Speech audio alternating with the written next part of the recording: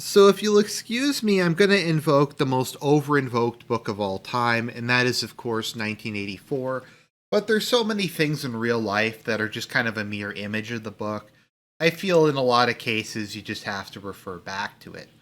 So, for those of you who haven't read the book or haven't read the book in a long time, one of the core features of it is the telescreen.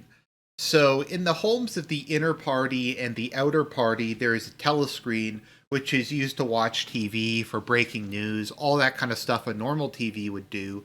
But it also is a way of monitoring people. It has cameras in it, and you don't know if at any given point you're being watched. And this kind of dates back, for a slight digression, to the concept of the panopticon, where you maybe have one person watching 1,000 or 10,000 people, but you don't know if you're the person being watched at any given time. So the idea is people will be too scared that they happen to be the one being watched to misbehave or act up, and you can get a massive surveillance state. The original concept applied to a prison at an affordable price. And I think for a long time people thought this was crazy, this was never going to happen, this was an exaggeration. Even when we started to head into the era that this was technically possible, I think people just thought this was going to be too much of a petty waste of time, that they were just going to limit it to like the massive data gathering and the kind of stuff we saw with the Patriot Act. But I think with COVID, this concept of the telescreen has finally come of age. And that is in the form of Zoom, Skype, Slack, Microsoft Teams, whatever you want to call it, meetings, video meetings. These are very common if you're doing any sort of corporate work, there's any sort of remote work, or even if you're doing a interview for a job or some sort of medical appointment. And I've always hated them because, like so many things in the corporate world or government world or any kind of white collar uh, profession, it's an entirely style over substance type thing where people will judge you based on what you have in the background. And you can't have things in the background, but if it's a completely white wall, then they'll assume you're a loser who's trying to play for the camera. So you have to have some stuff in the background, but not enough, but not too much stuff in the background. Because if you have too much stuff in the background, it's distracting and you're a slob. And you can't have anything like religious or that could possibly be considered something like that. So if you're a religious person like myself, you have to move your wall crucifix. So that's not showing because that's a big no no and all that kind of stuff. And in a lot of cases, if you're having a job interview, that'll be the main thing. And the excuse is, oh, I can't concentrate if there's like a painting behind the person. It's just too hard. Like it's too hard to just ignore that. I have ADD, I guess, is the cope for that. But really, that's only the tip of the iceberg. And I think kind of what exemplifies this whole thing is a couple weeks back, I got called into the principal's office because apparently people were snaking on me and complaining about me from behind the scenes. And they're like, Argent is very inappropriate when he's on video calls. He bites his nails, he drinks water, he scratches his face, he stretches, he pets his cat, he cracks his neck. All these things, like, I'm in a meeting and out of the corner of my eye in his minimized thing, if I see him scratching his face, I can't do my job.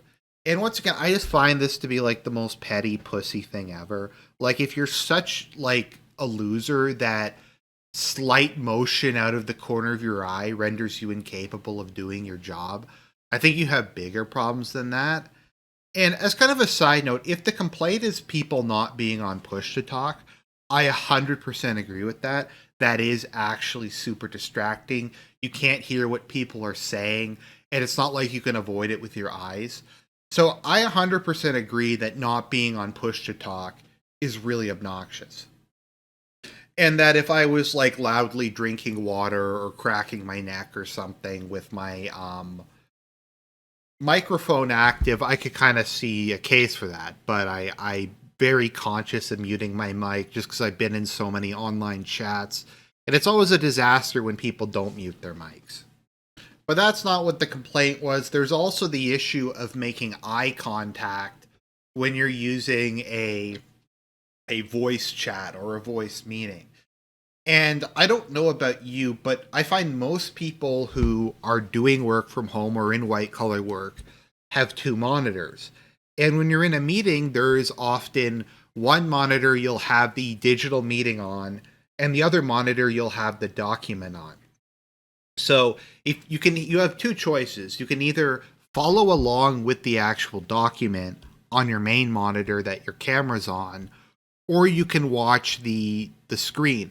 So in a lot of cases, if you have it reversed, you'll be looking over at the other monitor, and people will say that's distracting. That shows that you're not paying attention, that you're disrespecting the person who's talking. Even though there really isn't, unless it's a one-on-one interview, a good way of doing it. And once again, it's just so pathetic and petty and fake and G-slur that if that is a major concern at your company, you're so fucked, it doesn't even really matter um, that people are doing that sort of thing. So the suggestion that's often offered, and this was what was suggested to me, is if you're going to do those things, you have to turn your camera off. And I'm like, that's fine, I'll just do that. But generally speaking, during meetings, if someone turns their camera off for even a second, they get called out and humiliated for it. They're like, why are you turning your camera off? Are you trying to hide from us? Are you trying to not be part of the meeting?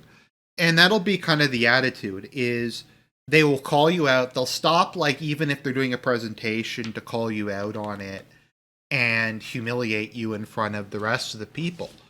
So the expectation is for a 2-hour meeting, you have to just sit there completely still, staring at the screen, not doing anything, which is actually more strict than it is at in-person meetings, because people often will do stuff at in-person meetings. You're at least allowed to drink water at in-person meetings.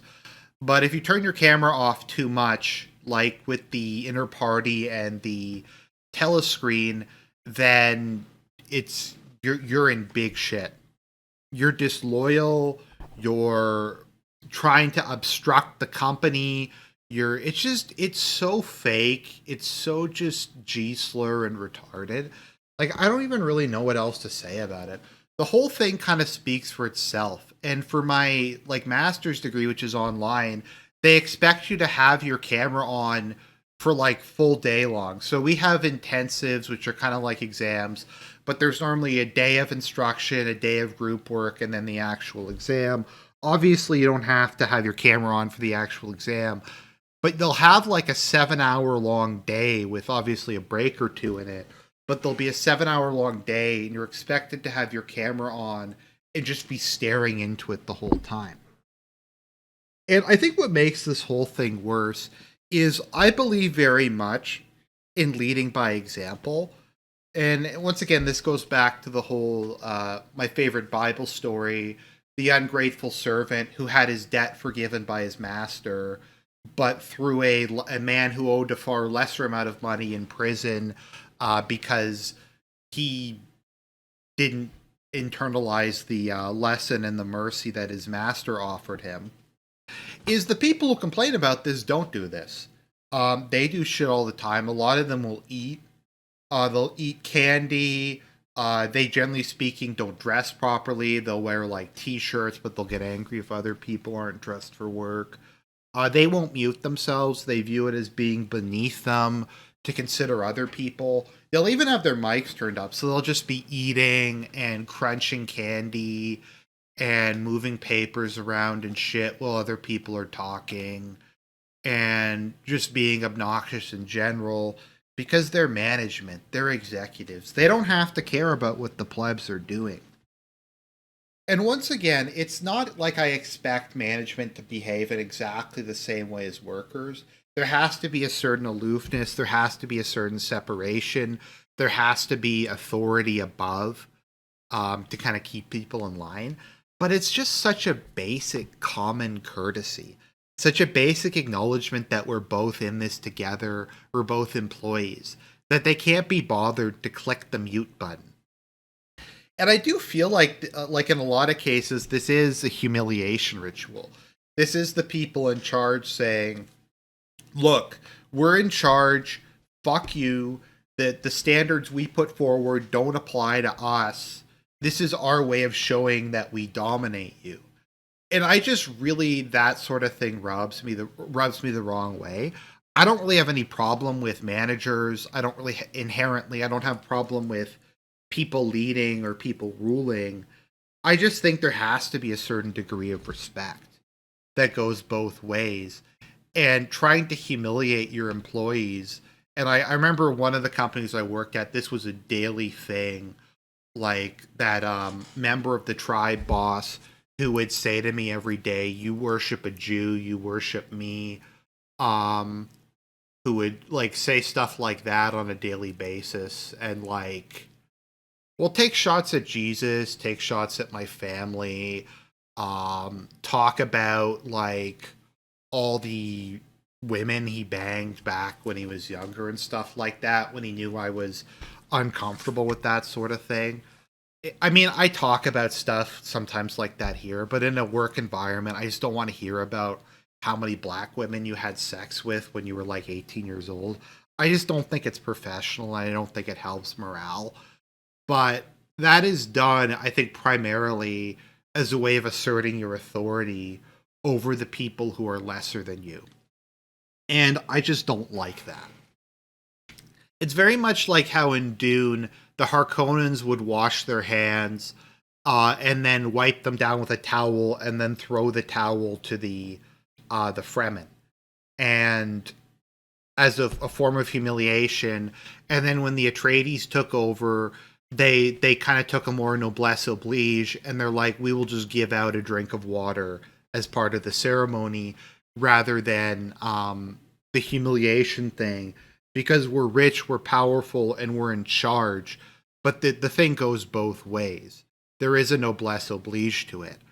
So that's just my feeling on it. It's just something that irritates me a lot of the time, just kind of stuff to do with common courtesy, and that might just be my middle class background talking, but um that's my thoughts on the matter. And yeah, that's COVID for you.